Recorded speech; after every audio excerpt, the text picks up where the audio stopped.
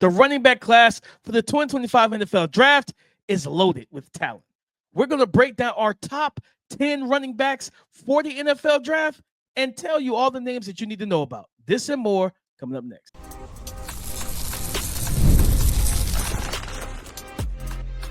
You are Locked On NFL Draft, your daily podcast covering the NFL Draft. Part of the Locked On Podcast Network, your team every day. Welcome back to Locked On NFL Draft Podcast, your daily podcast covering your favorite draft prospects, part of the Locked On Podcast Network, your team every day. I'm your boy, Damian Parson. I am a senior draft analyst and offensive analyst over at the Bleacher Report, and that's my guy, Keith Sanchez, director of scouting over with the Draft Network, as well as 2019 national champion with those LSU Tigers. Guys, thank you for making Locked On NFL Draft your first listen today and every day. And thank you for being our everydayers. On today's show, we have a fun topic. We're doing our dueling top 10 running back rankings. We're going from running backs 10 to 8, running backs 7 to 5, and then we're closing this thing out with our top 4 running backs. But before we get into all of that, today's episode is brought to you by Gametime. Download the Gametime app, create an account, and use the code LOCKEDONNFL for $20 off your first purchase. Keith, top 10 running backs I would say this is our pre-Senior Bowl top 10 running back rankings. Yeah. Because everything can change down in Mobile next week. Guys can start moving around. It's very important to say that, right? Because at the end of the day, we have a lot of guys that's probably inside of our top 10 that we could evaluate at the Senior Bowl. I think that's a good way to the pre-Senior Bowl, and then I'm more than sure I feel this way, and I feel it. You probably feel the same way. The combine is going to be another data point, right? So you guys, our Locked On family, you're going to get at least 2 more updated running rankings, right, before it's all said and done. With DP, let's start off.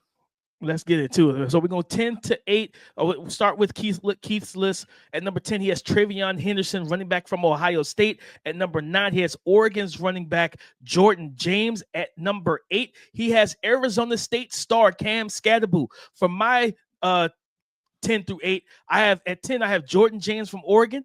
At number 9, I have Cam Skattebo from Arizona State. And at number 8, I have Phil Maffer from Clemson. Keith, talk to me. TreVeyon Henderson at number 10. Why do you have him? Why do you have him at 10? And for some people, probably look at him like, man, why doesn't Keith have him a little bit higher? Yeah, well, because I didn't want to be overreactive to the playoff games, right? Because pre the playoff games, it was just operating in spurts. And I think what I want to do is get a collective and he's a data point guy, right? And not the Senior Bowl data point, but he's a combine data point. I want to know how fast he is, right? And I wanted to put him higher, DP, but obviously I want to say lack of production, and you can almost say this probably throughout the career, right? If it was 2 years ago that we seen TreVeyon Henderson, I think, rush for over 1,000 yards, and then outside of that, it's been a rotational role. So trying to paint the clear picture of what TreVeyon can be in the NFL, I just wanted to paint the proper picture, right? Because I think coming in, and we've even threw out names like J.K. Dobbins, right? Like he's that super talented to where he can be a first-round pick. And am I saying that door is completely shut? No, I think there's still opportunity. But I look at it, and I think of running backs usage-wise, not just comparing them styles, but usage-wise in the NFL, DeAndre Swift, I think of him usage-wise, right? And then I think of Miles Sanders also, in the sense of the fact of that these are guys that they operate well in spurts, right? As far as being an RB1 type of situation. And I'm still trying to paint that picture and see if TreVeyon Henderson is a more consistent player across the board, or is he operating more like that? Because I think both of those guys you probably wouldn't put in first rounds, right? And they serve more as a role, and they could elevate themselves in moments. No, I get that. I get that wholeheartedly. That's why I wanted to have you. I know there's going to be some Buckeye fans listening to this like, all right, Keith hates TreVeyon Henderson. And it's like, no, I mean, I got the opportunity to explain himself and let y'all know how he feels about the guy. Yeah, and DP before the playoffs, he wouldn't have probably been in nobody's top 10 to be complete. Like, we'd have had this conversation week 8, right? It'd have been like, man, I don't know what to do with TreVeyon. Yeah, no, 100%. I mean, the backfield situation. One other thing, DP, don't blame me. Blame your coaches, right? It's not my fault. They did this. I'm just going off of the data point. I was Chip all Kelly in. was kind of he kind of like, I don't know. When he came in, I thought Chip Kelly was like, don't get me wrong. I mean, clearly they're in the national championship game for a reason. But when you bring in Chip Kelly, I thought back to what he had with Zach Charbonnet and that running attack they had there, and I was like, okay, I'm expecting that in Ohio State, and we didn't get that. And I know the offensive line has been some issues there, stuff like that. Keith, I want to talk about Cam Scatterboo, man, and then he is kind of the darling of this running back class. Yeah, because when you think about the like you said, not being overreactionary, right? Think about his performance against Texas, and then the performance of Ashton Jeanty versus Penn State, right? For the most part, Ashton Jeanty was locked down, and you know what I'm saying? I'll be honest with you, Texas defense is better than Penn State's defense. Texas has an elite defense. And you can't say that Boise State player for player is much better than you can't say that Arizona State, like, you know, when it comes to offensive line and things like that, is much better than Arizona State's, right? Like it's probably like an equal situation, I feel like. Oh, 100%. And then, of course, Cam Scatterboo was without his top receiver, Arizona State's top receiver. You know what I'm saying? So it's like you don't have a true passing attack similar to Boise State, but he just did everything he could to put that team on his back and lead him to a victory. I think 300 yards total offense. He had a 44-yard passing or throw down the field to get him into the red zone. He had a 40-something yard catch and run on a double move against a safety. When I look at Cam Scatterboo, man, he is a change of pace back. He's more of a RB2 than the RB1 for offense. He's a really good pass catcher. He catches the ball very well out of the backfield. As he's shown against Texas, he can run routes lined up out wide in the slot, different things like that. And he's just a hard-charging, gritty, physical runner with that short bowling ball type of frame. It's hard to tackle. Yeah, I want to cut you off, but I want to cut you off to ask you a question. Who does he remind you of NFL-wise? And listen, it doesn't have to be a direct like player comparison as far as talent level, but even role, because it's interesting you said a RB2, and then I'm assuming, but I think you know probably certain variations can be a RB1 in certain situations. Who does he remind you of? Man, like that, it was like finding a comp fan was a little tough. But I'm going back to my report over at Bleacher Report. I think would I put him in, like, if he was to be a RB1, he's a more physical Kyron Williams. And the reason why I put that is because remember, Kyron Williams went to the combine, didn't test well, right? He was kind of undersized. He didn't test well, but he had everything else: pass catching, pass pro, great feet in terms of being able to navigate congested areas in the box and things like that. And I looked at Cam Scatterboo. I'm like, you get a lot of that with Cam. He's just more physical, more violent, and better contact balance. He's probably a little bit bigger too in terms of, I think he's like 215. I think Kyron was like 205, 210. So I think somewhere in there, I thought about Damian Harris, who's I think now retired from the league, who came from Alabama, played with the Patriots, and then eventually went on to play with the Buffalo Bills. Kind of those short, stocky, brolic type builds, hard, downhill runners, and that's what the difference. I think, don't get me wrong, like Kyron Williams runs hard downhill behind his pads. It's going to be a different pop for a defensive player with Kyron Williams running downhill and Cam Scatterboo running downhill. Yeah. Like you're going to feel it a little differently. Yeah, 100%. DP, you know what I think the people wanted to hear? They wanted to hear beast mode, baby. That's what they wanted to hear. They wanted to hear Cam. I thought about beast it, man. mode, I thought about it. Like, man. You know what he does? You know what Ryan, they do remind me of, though, is their running form. Because I think they're both wide based, right? And it's almost like their legs are and everybody's leg is independent of each other. But what I'm saying is that they go left, right, and it keeps their balance so much. So it's like every point of contact, they're in a fighting stance to just be able to square up and just fight, right? And then they run forward a little bit and then just fight again. So that's the part. I love that. That's a very because I don't think people realize how like how beneficial that is for a running back to run wide base. It's hard to knock you off balance because your feet are evenly spread apart. You got an even plane, like you're on even ground. So it's like I can absorb contact up high. You can hit me in my left hip. I still got balance on my right side. Different things of that nature, man. I couldn't go beast mode because I just like for me beast mode You was just feel like that's rare air. Yeah, I'm with you. Beast mode is rare. I was like, I don't know, man. I don't know if I've seen many running, but even the Hall of Fame guys that ran the way beast mode ran. You know what I mean? That level of I want to punch you in the face, like that's how beast mode ran. Yep, I agree with DP. Let's keep this thing going and flowing, man. What we have coming up next: running backs 7 through 5 from our top 10 running back list. I love going to live events, whether it's sports, music, theater, or comedy. One of my favorite memories was attending a Carolina Panthers game with some of my friends. The energy and excitement, it was unforgettable. Now, Gametime has made it even easier to get tickets for your favorite live events with their new feature, Gametime Picks. This feature filters out the fluff to show you only incredible deals on great seats so you don't have to waste time searching through thousands of tickets. And we know how annoying that can be, especially if you're going to an event with a party of 4, 5, 6, sometimes even just 3 people. To find consecutive seats can be a headache. And that's why Gametime Picks and the ability to filter out the fluff is so big for this opportunity. Take the guesswork out of buying tickets with Gametime. Download the Gametime app, create an account, and use the code LOCKEDONNFL for $20 off your first purchase. Terms apply. Again, create an account, use the redeem code LOCKEDONNFL for $20 off. Download Gametime today. What time is it? It's Gametime. Running back 7 through 5. Keith, on your list, you have Devin Neal out of Kansas. At number 6, you have Ollie Gordon from Oklahoma State. At number 5, you have RJ Harvey from UCF. For me, my 7 through 5, I have Devin Neal as well from Kansas. I actually have Quinshon Judkins from Ohio State, and I have Travion Henderson from Ohio State. So, Keith, I'll start with the 2 Ohio State backs real quick. I don't know if Quinshon's going to declare. We won't know really until after the national championship. You know, after this whole thing, the national championships have been played. We got to see how he evaluates everything and what he hears from the league. But I think if he were to go, my comp for him remains to be Kareem Hunt.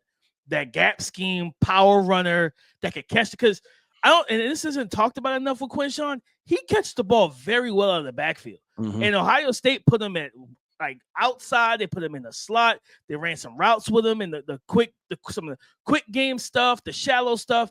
He catches it well. And that you talk about, like, you know, we talk about Cam Scatterbull and beast mode. The way he runs, like it's almost like he feels disrespected if a defender thinks he can tackle him. I love the way he runs, that physicalness, that physicality, that violence. I can't remember which game it was, but he was met in the alley, like right at the line of scrimmage by a free run. I don't even know how the guy got there. It was like the Red Sea parted. He met Quinshon one-on-one, and then Quinshon dribbled his head off the ground like a basketball. And I was like, yeah, this dude he doesn't like to be tackled. You know what I mean? So, and I went back, I even watched some Kareem Hunt, and I was like, even some of the movement skills I see similar, where neither one of them, like even Kareem was not the most elusive, like fluid hip guy, but he had enough to make guys miss if he wanted to be one cut, you know, read and cut off of your leverage. But more than likely, he's going to stiff arm you and power through you. And that's what you get from Quinshon Judkins. With Travion, and I agree with everything you said about him, I think he's more of an RB2 as well. I just think with his skill, but again, I think he could be an RB1, more so in a committee. Mainly because the reason why he hasn't run over 1,000 yards since his freshman year, them darn injuries. He had back-to-back seasons. I think it was 2022, 2023, where he had nagging injuries. 2022 was one where it kept him out multiple games. He only ran for like close to 600 yards. 2023, he got close to 1,000. Same thing with this year. I think for him, with his speed, the footwork, the patience, and vision that he plays with, and just the ability to create for himself as well, and he can catch the ball out of the backfield, is like that functional screen flat option. He's functional in pass protection as well. But the home breaking stuff, the breakaway speed, that home run speed. I have another comp or situation. Yeah. How much does he remind you of what Chuba Hubbard does? A lot. Yeah, 100%. Like, cause I remember Chuba at Oklahoma State, because Chuba actually pissed me off because he had that 2,000-yard year, and he said, "I'm going back to school." And I'm like, Chuba, why? Like, you just ran for 2K, brother. Like, go to the league, brother. But I think Chuba even added some weight once he got to the league. Add a little bit more muscle to his frame, and then you see him running even more powerful and more physical. Travion, like when he gets ahead of steam, he finishes runs. He's a forward faller. You know what I mean? So I think I'm gonna throw another name out there that I can see him playing this type of role. James Cook, another undersized back, being in kind of like a spread type offense, right? Like with a I don't think any of us saw James Cook having this type of I know I didn't. year. And you tell me what you want. I didn't, right? I don't think any of us saw this type of production coming from as a runner from James Cook. And also they also spare James, right? So he runs out there as the starter, as the RB1, but they spare him and make sure that they have a committee surrounded around him. I think Ty that might Johnson, be like, Ray Davis. James does a good job catching the ball out of the backfield. They do a lot of different style runs with him, right? To put him in advantageous situations to fit his skill set. It's not just getting the eye formation and pounding the football. It's like giving him a little bit of space to where he can use his speed and acceleration also in the open field. But DP, there's one name, right, that we both had, I believe, in this bracket, and is that Devin Neal, I believe, that we both had coming up here. Watching Devin Neal, DP, I like Devin a lot. The question that I have to see with him, he's an athletic testing guy. And I think he has I see it in spurts to where I'm like, I think he's a high 4.4 guy, and then sometimes I think he's a 4.55 guy. Like, but I think he's an instinctual runner. I think if you had to look at it, and then also too, I think running in between the tackles, I think he does a good job of it. But I think there are moments where he wants to be more elusive than just being a power back, right? Like he's still trying to shake people on the second level. It's like, nah, just go ahead and run through him, right? So I like Devin Neal a great deal. I'll say with Quinshawn and not having him, in this position, I almost assumed that he was going back, right? And then I just with everything that's going on and watching from the Ole Miss to the Ohio State situation, I'm just confused. I just nothing about it. And DP, I went back to the Ole Miss film again, and I'm like, this is not the same guy. That's first round tape, man. That's first round tape. Then this is in between the tackles power runner, right? Like, and it's like that. Like, how do we get from that to this, right? So I'm just waiting. I want to get more information on him, and I would like to move him up, right? Like, I think the first maybe 2 mock drafts that I put together this year, I had him in the first round. It was a lot. Omarion Hampton, Ashton Jeanty, Quinshawn Judkins, right? And I know what my eyes seen. I just know what my eyes seeing now, and I'm confused. No, 100%. Like it's the usage, and it's like he just became, like you said, that between the tackle power running, Keith. But when you talked about Devin Neal, I agree with you. Devin Neal is smooth. Like he's just a smooth glider, like lateral agility, elusive. And I agree with you. I want to see him, man. Sometimes forget the juke, forget that sidestep, lower that shoulder and lower the boom. You know what I mean? Make that defense, like let the defense know. I remember they talked about, like Lamar Jackson talked about before the Pittsburgh Steelers game. I think they opened the game with like 6 runs, and he was involved in almost every single one of them. And he said, we wanted the Steelers to know what type of game it was going to be. For sometimes as a running back, you got to set that tone in the defender's mind that, oh yeah, he's the shake and bake guy, he's the elusive guy. And then when you run through their face, you're like, wait a minute, like he didn't do this on the tape we watched prior to this game. Oh, it's that type of time. Now they're embracing for impact. Then you can jump cut and sidestep and get around them. I think just starting to be, especially because this year, can you tell me if I'm wrong, if you feel the same? I felt like he looked a little heavier this year. Like, compared to last year. Like last year, his movements were so much quicker and more sudden. This year, he felt more weighed down, but I felt like it was an intentional decision to maybe add a little bit more weight to run between the tackles more and not just be the outside zone shifty guy that teams might put as RB2. I think he tried to add some weight to probably try and be an RB1 for someone. No, I agree with that 100%. I think last year he gave you more of like, oh, this is a versatile guy, can play on the edges, do some different things, catch the ball out of the backfield. And this year he just looked like if you say it right, not just look like, but he looks like a 3rd round, kind of in between the tackles, eye formation, downhill thumper, right? Like that's what he gives you. But DP, let's keep this thing going. You know, I'm ready to get into the top 4, right? So who's running back 1 over here? Keith Sanchez, Damian Parson. We're going to talk about that coming up next. It's playoff time, and if you're like me, you want to make the most of these final weeks of football action. That's where PrizePicks comes in. If you love football and want a chance to win real money while watching the games, PrizePicks is the place for you. It's the best way to turn your sports opinions into cash with daily fantasy player projections.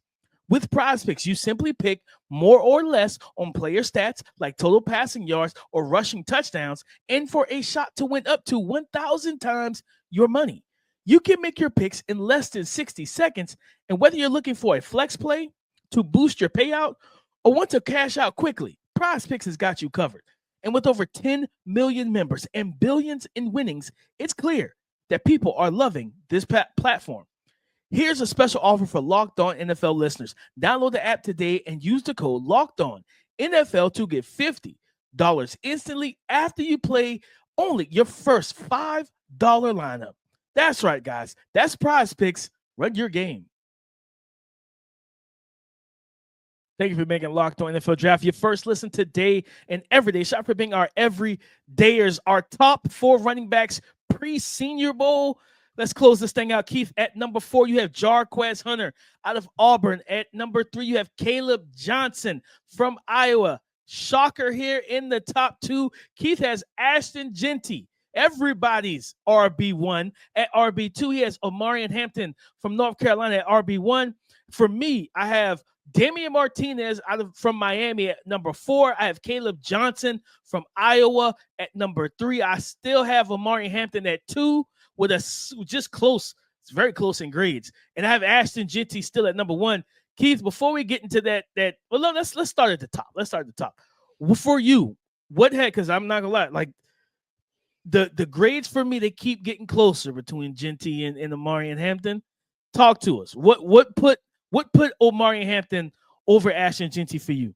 First of all, yeah, I did it. Yeah, I did it. Yeah, I did it. Right? That's what I did. So I'm owning it. But no, I actually, I think when you watch the film and you apply context, what happened is that Penn State game for Ashton Jeanty, obviously Penn State was the better team, right? But what it did was open the door for context. I think previous to that, he was running out of context, meaning that you couldn't apply context because he was just being so productive, right? It was like, hey, this guy just has the flat out better numbers. But when you look at it and you say, damn, you look at Omarion Hampton. So you say he ran for 1,600 yards and 15 touchdowns. That is a great year. Like that is a really good year. And then when you look at he's playing in the ACC, he's playing at an average North Carolina football team, right? And they're going to go against teams that's better than them also.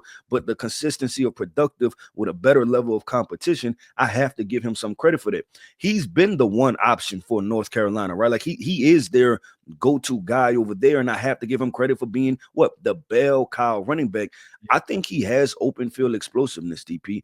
I like his burst. I like that he's a quick accelerator. I like that he can run with power. He seems to be on, and if I had to guess, he seems like an elite level athlete. Like he's going to test well. Like the vertical is going to be out the gym, right? Yeah. The 40 time is going to be really good. The L cone, the 5-10-5 shuttles. Like he seems like all of those things across the board, they check the box, and he's in a bigger profile at 6 foot, 220 pounds. So I just went with it, DP. And obviously we said this is the first list, right? The guy, we have more data points coming up. But when I watched the film and I said, you know what? Is it time? It's time. And I just went on. I made the move. I made the switch. And I think Ashton Jeanty is extremely talented. Yes, but I feel like I'm gonna say it, and then I feel like in about 2 months there's going to be real conversation about it. No, and I'm not mad at you at all. Because like I said, for me, like it was when I initially did my grade, I'm like Jeanty's here, and there was like a couple, like a little bit of data points down was Omarion Hampton. And as I continue to watch, I'm like Omarion Hampton continues to climb and close that gap to where they're both of them have first round grades for me, but I've actually dropped Ashton Jeanty, and it was even before the Penn State game. And for me, Ashton Jeanty. Let's rewind this, right? When you were at the Draft Network, we had conversations in the summer, like I'm not completely sure, right? Like it doesn't look like Ashton Jeanty is just by far. I came in with a second round grade off the film last year. Yeah, off the beginning, right? And I think that's what I say. I think the production made it a non-conversation. But also the part is this: when we look at Ashton Jeanty evaluation, the biggest part of Ashton Jeanty's game is the broken tackles thing. right, is that he gets contacted and they're broken tackles. I wanted to see in Penn State, was that a Mountain West issue and those defenders are just not that doggone good? Or can you do that against everybody, right? And against Penn State, with that data point, it didn't show up the same, DP, right? Like it didn't, like those broken tackles did not show up the same, and it kind of went out opposite, and it spiraled a little bit with fumbles and things like that. And I'm by no means saying that Ashton Jeanty would not be a good football player. I still have him as a first-round prospect. I just think when you start to actually look at the totality and the body of work, then you look at the production that Omari Hampton actually has, right? I think it's a lot closer, and so I decided to give Omari Hampton at this point the slight nudge over Ashton Jeanty. And I'm not mad at it, Keith. I'm not mad at it at all because, like I said, at the end of the day, like the more film we watch, the more context we get, the data points and everything stuff starts to change a little bit. I think what the difference between the two for me was, like you said, I think, and some people may feel differently, but when I watch him, I definitely agree with you. Omari Hampton's going to test better than Jeanty. He's a more explosive, dynamic back. You know, like watching Omari Hampton hit a hole and watching Ashton Jeanty hit a hole. It's almost like two different levels of athlete. Yeah. Whereas, you know what I mean? And for me, it's like and that goes into Omari Hampton. That's the plus in Omari Hampton.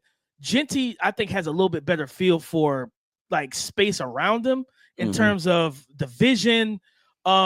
His cutting ability. I think he's more suited for today's I think the West Coast offense is like almost 60% prevalent in the league right now. You know what I mean? That's McVay, Shanahan, that type of offense with the wide zone and stuff. He's a great fit for that. That's the offense I want him in. With a mixture of some gap stuff. I want Omari Hampton in more of a gap scheme. And then the secondary is the wide zone stuff. I think Jeanty has better vision. He reads those type of plays quicker and more decisive and he's from a footwork and I guess from a hip standpoint, he's a more sharp cutter, sudden cutter than a Omari Hampton. That's why I want Omari Hampton going north and south immediately, right? Press the line of scrimmage, get downhill and make your plays and everything like that. So I think like so I have a question. is with Jeanty, in my opinion. Does Omari Hampton, from a running style perspective, is there any Jonathan Taylor there for you? Ooh, yeah. Now that you mention it, yeah, I didn't think about JT, but that's a good one. I have to get and that's right off the top. So I haven't did all the study into it, right, and applying. But I'm thinking about Jonathan coming out of college, right? That I had questions about, you know, kind of like footwork things, and because I think in that class, right, was DeAndre Swift, Clyde Edwards-Helaire. That was a deep class, and I think J.K. Dobbins was in that class. But put in like a gap power scheme where he can use his speed and acceleration and power, right? Like, and just get them going downhill. Like, it seemed like I think he can be really good in situations like that. And I was trying to think of a running back that has that, and I feel like Jonathan Taylor is probably more of that guy. I have to look at the measurables. I feel like Jonathan might be bigger, but something, you know, I think that's like a picture to potentially paint. I like that kid. I think in my comp for him over at BR was he's a more explosive David Montgomery. Okay. You know what I mean? Yep. And you know that downhill physical runner, great contact balance, good footwork. David Montgomery kept coming out of Iowa State. Like, I remember there's a graphic from one of the college games he played where the announcers said he had all these different skill sets from these great backs, and people thought they were drafting the next Adrian Peterson or something crazy like that. Okay. And no, I didn't mean to cut you off. I just looked up the measurables for Jonathan Taylor. I don't know why I thought he was so much bigger than this. He's listed at 5'10", 226 pounds. I don't know why I thought he was 6 foot. Yeah, I thought he was 6 foot 6'1". I don't know why I thought that, but unless it's just wrong, but I'm pretty sure I like checked more. That JT. I might be changing my comp over at BR now. That JT. that's pretty. That's pretty. There we go. We help each other out, man. But yeah, I look at that, and then I want to ask you: do you have a comp for Ashton Jeanty? Because I think a lot of people going to go Kareem Hunt, but I know you use Kareem Hunt for Quinshawn. Yeah. So do you have a comp for Ashton Jeanty? I think I've gone through so many different comps for this dude. I swear, like it just was like every time I thought I had one, something else like popped up, and I was like, I've gone through. I think I had at one point I had what's his name, like D'Angelo Williams. Yeah, I think that's the comp that's the latest comp I landed on was D'Angelo Williams. Everybody remember him coming out of Memphis, do it all, could catch the ball, ran the ball well. Then he was an absolute beast for the Carolina Panthers. Him and Jonathan Stewart were one of the best tandems when healthy in the league. Yeah. You know what I mean? Even before Cam Newton became Cam Newton and everything. And I think just the one thing I want to see, I think what you said about Ashton Jeanty is true. His game relies on the contact balance and the broken tackles. Ashton Jeanty has to get better with, like, he can make guys miss once he gets up into the second level of the defense. Like, he can cut and everything like that. He's got to be more intentional and decisive with making guys at the NFL level. You're not going to live with taking 350 carries and probably 325 of them collisions, right? Yeah, it's like 10, like a bunch of head-on car collisions. Not in the NFL like that. We saw it against Penn State, the fumbles, stuff like that. And like I think me and our guy, Daniel Harms, during that Penn State game, I said, "What? This is the drawback," and that's why I started dropping his grade with Jeanty. He doesn't have that lateral juice, that explosive jump cut. For example, we watched Saquon on Sunday. That run he took down the sideline. He pressed it. He looked at Jalen Hurts and said, I think he was like, watch this or something like that. Or I got this. I think is what he said. I think he said, I got this. They were talking pre-snap. They hand the ball off to him. He pressed like the A gap. He jump cut to the C gap and he was gone.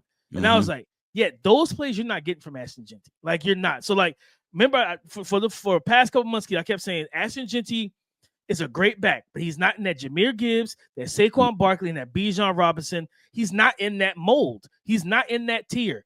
I love him. I think he could be an outstanding NFL back, but that lack of lateral juice and explosiveness, when defenses box you in, like that's why he has to go to an offense. That's why I keep putting him with the Vikings. Put him with an offense with a passing game. You know what I mean? Put him with an offense with receivers, tight end help, stuff like that. If you draft him and you don't have those things, just to draft him because he's like the top player on your board, you're doing him a disservice because I don't foresee him being that type of back. The stuff we saw Saquon do with Daniel Jones as his quarterback, I don't think Ashton Jeanty could do that in the NFL offense. He doesn't have that level of athleticism and burst and explosiveness. So I think he's a great back. But yeah, he's my number one back for now. Like that like I said, that grade continued to drop. He went from like a high first round to, as I kept watching film, even when he was having great games, I just saw stuff that troubled me. And I'm like, back towards the middle. Yeah, you in the like 20s. Like you're in the 20s. You know what I mean? Yeah. You and Omarion in that 20 range, 20 to 32. I'm fine. I'm honestly not okay with drafting Ashton Jeanty top 15. Yep. Well, DP, that wraps up another episode, man, of the Locked On NFL Draft Podcast. I want to end this podcast off by saying shout out to our everydayers. Thank you for tapping in with us each and every single day. I am Keith Sanchez. You can find me on X at The Talent Code. That right there is my guy, my co-host, Mr. Damian Parson. You can find him on X at DP_NFL. And like we like to say, man, y'all come talk to us because we like to talk back. Go follow and subscribe on YouTube, wherever podcast platform that you listen to. Follow us on Twitter as well, DP_NFL, The Talent Code. Follow us on Twitter, all the social media stuff. Guys, on tomorrow's episode, we were supposed to do it today, but we wanted to get the running backs. We changed course a little bit. We're going to get into our top 10 quarterback rankings. Where will Will Howard rank on Keith's top 10 rankings? This year's Josh Allen? We'll see. So come and join the conversation again tomorrow on the Locked On Podcast Network, your team every day.